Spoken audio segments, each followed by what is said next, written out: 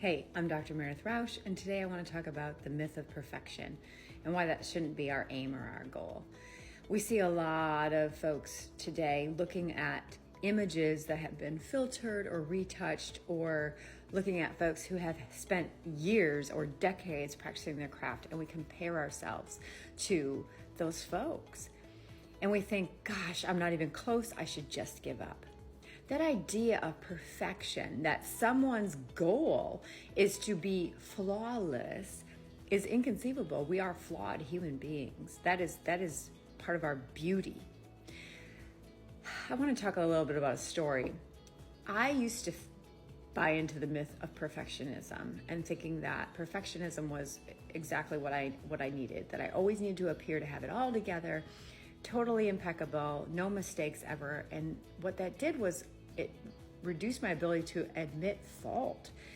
And so I never really got anywhere. I never really fixed anything because I was so focused on making sure that no one saw those perceived flaws for me. So when I met my now husband, I tried that too. And for about 6 months, I never cried in front of him. I held in my emotions. I made sure that what I was portraying to him seemed perfect. And then one day we were out boating and we went on a wakeboard, and I have never wakeboarded before. And I thought, well, I'll just go on your wakeboard to the men on the boat. My feet were different size than them, but I shoved my feet in there. I buckled it up, stretched that buckle extra tight. And I said, go ahead. And I would, get pulled up and face plant, get pulled up and face plant, get pulled up and face plant. I couldn't do it. And so they called back that they were going to gun it, right? They were going to push the boat, like really lay on that gas and to get me up out of the water so I could gain my balance. And I get that. But what we didn't account for was the tightness on my legs, but that there was still some give in those boots on the wakeboard. And what it did was it pulled me up and out of the water, but it tore my hamstring off the bone. So I'm in the water thinking, oh my gosh, this hurts so bad. This hurts so bad. And what am I going to do? Right? And so I start kind of doggy paddling to the boat, and our friend Tyler said, she's hurt. Like, she is hurt. And so because I had never shown any signs of being hurt or what I perceived as being weak, there's no way to do this. So they all were focusing on me because they thought, this is not what we know of Meredith. And Tyler reached in, scooped me up out of the water, and he set me in the boat, and I kind of just huddled over and covered my face so that no one would see that I was crying.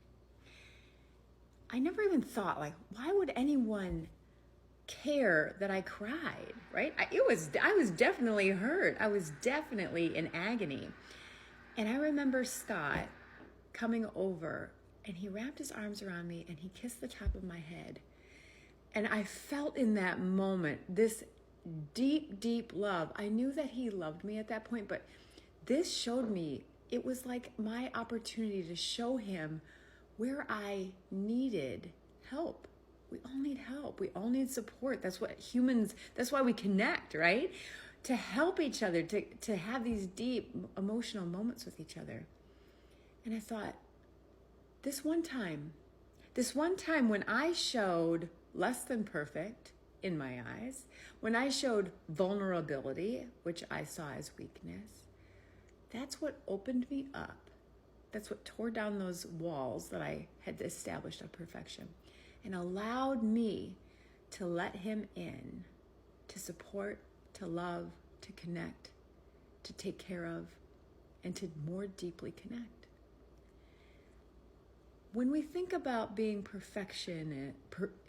when we think about having perfection or not having flaws, we need to erase that and think, in which ways can I offer others a chance to feel good about themselves, helping me, supporting me, connecting to me, and recognizing that those are not flaws, that those are opportunities and moments. And in those moments, we find magic. I'm Dr. Meredith Rausch telling you, screw perfection. It is such a myth. just be you. It's so much better and gives you such a richer life. Come back and see me.